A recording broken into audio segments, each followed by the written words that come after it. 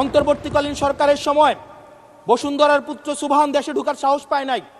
আমরা দেখেছি আনবির দেশে ঢোকার সাহস পায় নাই।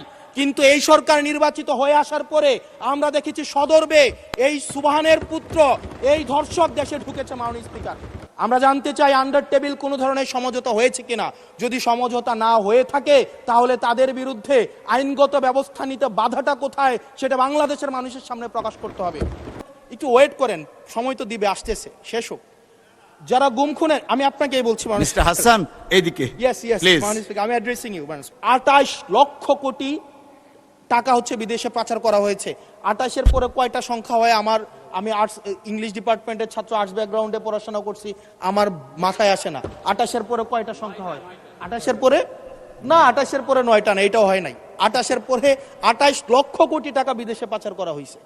এখন মাননীয় স্পিকার, যারা পাচার করেছে তারা সদর্পে এখন হচ্ছে মাননীয় স্পিকার গুলশান, বনানী, ধানমন্ডি এই দেশে এখন বুক ফুলিয়ে চলাফেরা করে। মাননীয় স্পিকার, আমরা দেখেছি অন্তর্বর্তীকালীন সরকারের সময় বসুন্ধরার পুত্র সুবহান দেশে ঢোকার সাহস পায় নাই।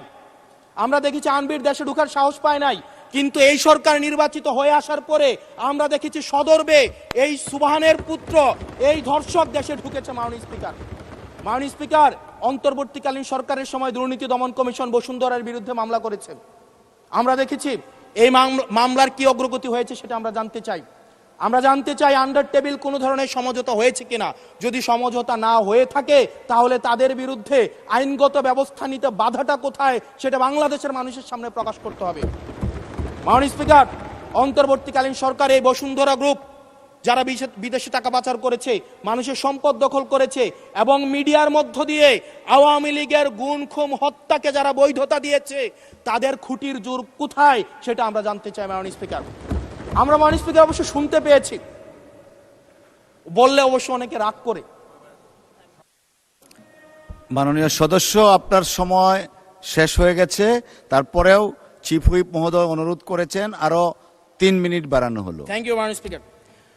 মাননীয় স্পিকার, আমরা শুনতে পেয়েছি বা দেখতে পাই এবং সরকার দলেরই অনেকে মাঝে মাঝে আমাদের কাছে এসে দুঃখ প্রকাশ করে যে আসলে আমরা জেল খেটেছি, আমরা কষ্ট করেছি, আমাদের সন্তানদের সাথে আমরা থাকতে পারি নাই, কিন্তু আমাদের দলে কিছু কিছু মানুষ বসুন্ধরার অ্যাডভাইজর হিসেবে কাজ করে, তাদের মিডিয়ার অ্যাডভাইজর হিসেবে কাজ করে। মাননীয় স্পিকার, যেই মিডিয়া তারেক রহমানকে, মাননীয় প্রধানমন্ত্রী তারেক রহমানকে দেশদ্রোহী হিসাবে ফ্রেমিং করেছে, সেই মিডিয়ার অ্যাডভাইজর হিসেবে আজকে বসুন্ধরা গ্রুপে আজকে এই সরকার দলীয় সংসদ সদস্যদের অনেকেই তারা সেখানে যুক্ত। মাননীয় স্পিকার, এটা আমাদের জন্য না, বরং তাদের সহকর্মীদের জন্য এটি তাদের হৃদয়ে রক্তক্ষরণ হয়, সেটি আমরা জানি। মাননীয় স্পিকার, এই বসুন্ধরার বিরুদ্ধে যারা কথা বলে তাদের বিরুদ্ধে মিডিয়া লেলিয়ে দেওয়া হয়।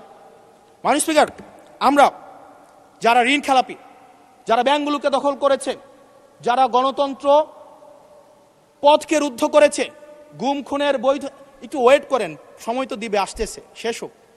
যারা গুম খুনের, আমি আপনাকেই বলছি মিস্টার হাসান এইদিকে, ইয়েস ইয়েস মাননীয় স্পিকার, আমি অ্যাড্রেসিং ইউ মাননীয় স্পিকার।